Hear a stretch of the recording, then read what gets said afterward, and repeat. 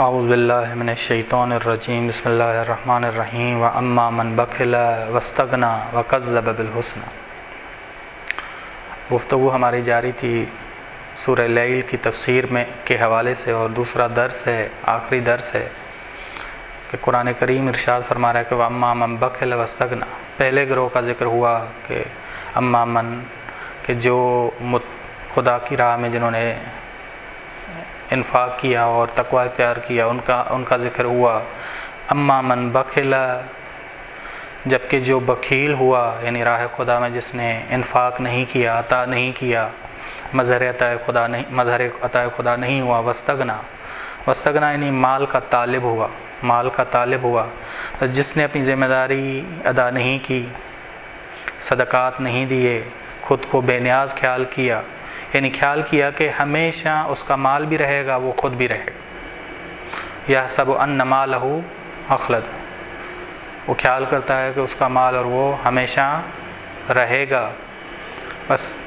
عاقبت بالخیر کا معتقد نہیں ہوا یہ شخص، عاقبت بالخیر کا معتقد نہیں ہے، جنت کے لیے کوشش اور صحیح نہیں کی، اس نے کوشش نہیں کی، عمل نہیں کیا، بس قیامت کا معتقد نہیں تھا، جنت کا معتقد نہیں تھا، عاقبت بالخیر کا معتقد نہیں تھا۔ تبھی دیکھیں وَأَمَّا مَنْ بَخِلَ، بخیل ہوا، واستغنى اور خود کو بے نیاز تصور کیا اور سرکشی شروع کر دی۔ سرکشی، انسان خود کو بے نیاز سمجھتا ہے، سرکش بن جاتا ہے، اور بے نیاز تصور کیا یعنی وہ سمجھتا ہے کہ یحسب ان مالہ، وہ ہمیشہ رہے گا اور اس کا مال بھی ہمیشہ رہے گا۔ وکذب بالحسنى، اور اس نے جنت کو بھی جھٹلایا، قیامت کو بھی جھٹلایا، جنت کو جھٹلایا یعنی قیامت کو جھٹلایا، اس لیے نیک کام نہیں کیا، اسی لیے اس کے لیے نیک کام آسان نہیں۔ فَسَنُيَسِّرُهُ لِلْعُسْرَىٰ، مشکل ترین کام خدا کہہ رہا ہے کہ گناہ ہے، گناہ مشکل ترین کام کیونکہ فطرت کے مطابق نہیں ہے، انسان کے باطنی خزانے کے مطابق گناہ نہیں، نافرمانی نہیں، انسان یہ مشکل کام کر لیتا ہے، یہ انسان بس اس کے لیے نیک کام آسان نہیں ہے، نیک کام اس کے لیے آسان نہیں، لیکن برائی اس کے لیے بڑی آسان۔ بس توفیق الہی جس سے سلب ہو چکی ہو، اس کے لیے خیانت کرنا، بخل کرنا، چوری کرنا آسان کام ہوتا ہے، نیکی والے کام اس کے لیے مشکل ہو جاتا ہے، لیکن اس کے لیے جھوٹ بولنا آسان ہو جاتا ہے، بیت المال کو غلط استعمال کرنا آسان ہو جاتا ہے، ٹھیک۔ فَسَنُيَسِّرُهُ لِلْعُسْرَىٰ، بس عسرا برائی کیونکہ فطرت کے مطابق نہیں ہے، مشکل ہے، بس اگر ہماری فطرت سالم ہے تو برائی ہم کبھی بھی انجام نہیں دے سکتا۔ وَمَا يُغْنِي عَنْهُ مَالُهُ إِذَا تَرَدَّىٰ، بس جب وہ اسفل السافلین میں سقوط کرے گا، گرے گا، اذا تردہ یعنی گرے گا، گر جائے گا اسفل السافلین میں، تو کوئی چیز اس کی حمایت نہیں کرے گی، کوئی چیز اسے کام نہیں آئے گی، جس کی وجہ سے وہ بخیل بنا، جس کی وجہ سے وہ خود کو غنی بے نیاز تصور کرتا تھا، جس کی وجہ سے اس نے قیامت کو جھٹلایا، جنت کو جھٹلایا، عاقبت بخیر کو جھٹلایا، وہ کوئی چیز اس کی حمایت نہیں کرے گی، وہ چیز اس کے کام نہیں آئے گی، بس اس کا مال ہو، اس کی حیثیت ہو، اس کا جعلی شرف ہو، اس کی جعلی کرامت ہو، اس کا جعلی مقام ہو، یہ ساری اس کی مشکلات کو حل نہیں کریں گی، کوئی اس کی پناہ گاہ نہیں ہوگی، کوئی اس کے عذاب کو دور نہیں کر پائے گا۔ اِنَّ عَلَيْنَا لَلْهُدَىٰ وَإِنَّ لَنَا لَلْآخِرَةَ وَالْأُولَىٰ، کہ ہماری ذمہ داری ہے کہ ہم معاشرے کو ہدایت کریں، فرد کی بھی ہدایت خدا کرتا ہے، معاشرے کی ہدایت بھی یہ خدا کی ذمہ داری ہے۔ داخل میں بھی خداوند عالم نے ہدایت کر دی، خزانہ دیا، الہمہا فجورہا و تقواہا، خدا نے داخل میں بھی ہدایت کر دی ہے، الہام کر دیا ہے، فطرت دی ہے، نفس لوامہ دیا ہے، فجور اور تقوی کی پہچان دی ہے خداوند عالم نے، بس یہ داخلی ہدایت ہے خدا کی۔ خارجی طور پہ بھی خداوند عالم نے ہدایت کر دی ہے کہ انبیاء کو بھیجا، ائمہ علیہ السلام کو بھیجا، کہ خارجی طور پہ ہدایت ہے، بس ہر معاشرے میں ہادی بھیجے، رہبر بھیجے۔ اب یہ رہبر یہاں تو باواسطہ ہیں، یا بلا واسطہ ہیں؟ بلا واسطہ آئے، ڈائریکٹ آئے، جنہوں نے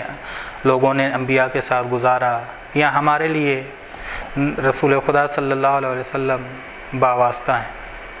یعنی کیا؟ علماء رسول خدا کی باتیں ہم تک پہنچاتے ہیں، علماء پہنچاتے ہیں، ٹھیک؟ بس خدا مالک ہے، خدا نے ہدایت دی، اور خداوند عالم ہی دنیا اور آخرت کا مالک ہے، اور خداوند عالم نے داخلی طور پہ بھی ہدایت دی کہ فطرت دی، نفس لوامہ دیا، خزانہ دیا، داخلی طور پہ بھی ہدایت کی، خارجی طور پہ بھی ہدایت کی، انبیاء بھیجے، رہبر بھیجے، بلا واسطہ یا باواسطہ کے۔ قرآن کہتا ہے کہ ام من امت، کوئی امت نہیں جس میں ہم نے نذیر، بشیر و نذیر نہ بھیجا ہو۔ نذیر ہم نے خبردار کرنے والا بھیجا ہے۔ اب بلا واسطہ یا باواسطہ، یا علماء ہیں جو انبیاء کی نمائندگی کر کے ان ہادیوں کی باتیں پہنچاتے ہیں، ٹھیک؟ فَأَنذَرْتُكُمْ نَارًا تَلَظَّىٰ، خدا کہہ رہا ہے کہ نذیر بھیجے، بشارت بھی دی تمہیں، اور خبردار بھی کیا، انبیاء کے ذریعے تمہیں خبردار کیا، نَارًا تَلَظَّىٰ، بھڑکتی ہوئی آگ سے، کہ انجام اگر تم نافرمانی کرو گے، مشکل کام انجام دو گے، گناہ مشکل ہے، مشکل کام جو تم انجام دو گے تو اس کا انجام بھڑکتی ہوئی آگ ہے، اس میں سقوط کرو گے، اس میں گرو گے۔ تردہ، اذا تردہ یعنی سقوط کرنا، گرنا، اسفل السافلین، لا یصلہا الا الاشقی، بتا دیا کہ اس میں جلیں گے شقی ترین لوگ، شقی ترین لوگ جلیں گے، اس میں شقی ترین افراد جلیں گے۔ شقی فرد وہ شخص جو سب سے بڑا گمراہ ہے، خود بھی گمراہ ہے، دوسروں کو بھی گمراہ کرتا ہے، یہ شقی اشقا لفظ استعمال کیا۔ الذی، کون ہے یہ شقی؟ کذب و تولی، جس نے جھٹلایا بھی دین کو اور منہ بھی پھیرا۔ کذب سے مراد ہے جھوٹا عقیدہ بنانے والا، حق کے مقابلے میں، حق عقیدے کے مقابلے میں جھوٹا عقیدہ بنانے والا، اسے کذب، اس سے مراد کذب سے حق عقیدے کے مقابلے میں جھوٹا عقیدہ بنانے والا، اور تولا سے مراد ہے، بس یہ علمی لحاظ سے ہے، کذب علمی لحاظ سے، اور تولا عملی لحاظ سے منہ موڑنے والا، عمل نہ کرنے والا، عمل نہ کرنے والا،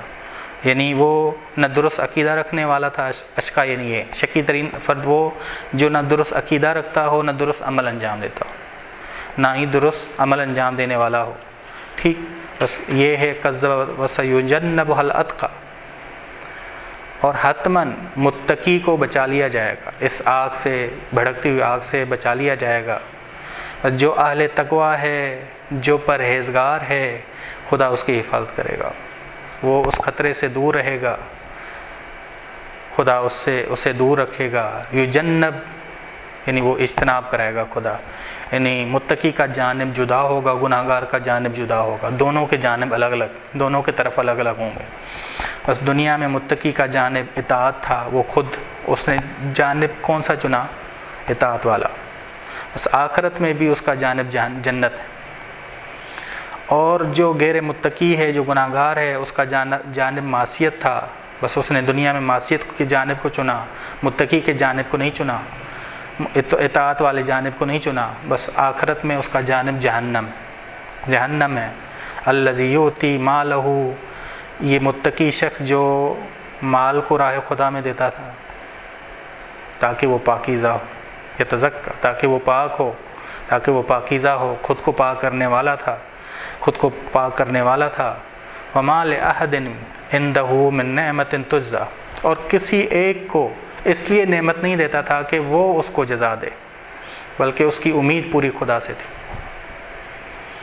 انما نطعمکم لوجہ اللہ، ہم تمہیں کھلاتے ہیں خدا کی خاطر، خدا کی رضا کی خاطر، ہمیں تم سے کوئی امید نہیں کہ تم واہ واہ کرو۔ الا ابتغاء وجہ ربہ الاعلی،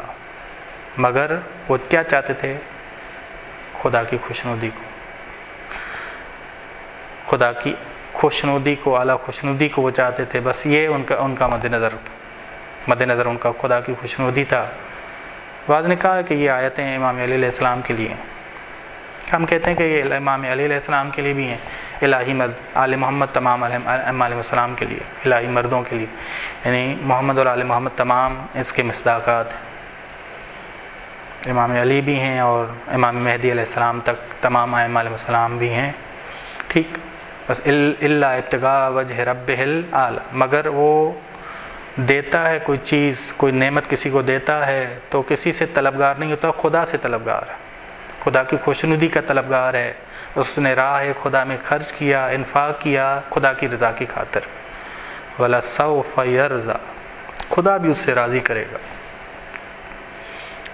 بس ان قریب خدا اسے راضی کرے گا، خدا ایسی جزا دے گا اسے کہ وہ راضی ہو جائے، اتنی جزا دے گا کہ وہ راضی ہو جائے گا، خدا بھی اس سے راضی کرے گا۔ بس یہ سورہ کے انذار بھی کر رہی ہے، دو گروہوں کے حوالے سے بھی بیان کر رہی ہے کہ دو گروہ، ایک متقیوں کا گروہ، ایک بخیلوں کا گروہ، اور وہ گروہ جو خود کو بے نیاز تصور کرتا ہے، جو خیال کرتا ہے کہ اس کا مال اور وہ ہمیشہ رہیں گے، بس یہ دو گروہوں کا بیان کیا، اور آخر میں متقیوں کا نتیجہ بھی بیان کیا، اور ایک گروہ کا نتیجہ کہ جو بخیل ہے اس کا نتیجہ بتایا کہ وہ بھڑکتی آگ میں گرے گا، اور اس نے خود کو گرایا، اور جو متقی ہے جس نے راہ خدا میں عطا کیا، جو شروع میں ذکر ہوا تھا، خدا اسے اس آگ سے محفوظ رکھے گا، کیونکہ اس نے جو خرچ کیا وہ خدا کی رضا کی خاطر خرچ کیا، اور خدا اسے راضی کرے گا، ایسی جزا دے گا کہ خدا سے وہ راضی ہو جائے گا۔ صلی اللہ علی محمد اہل بیتہ الطیبین الطاہرین۔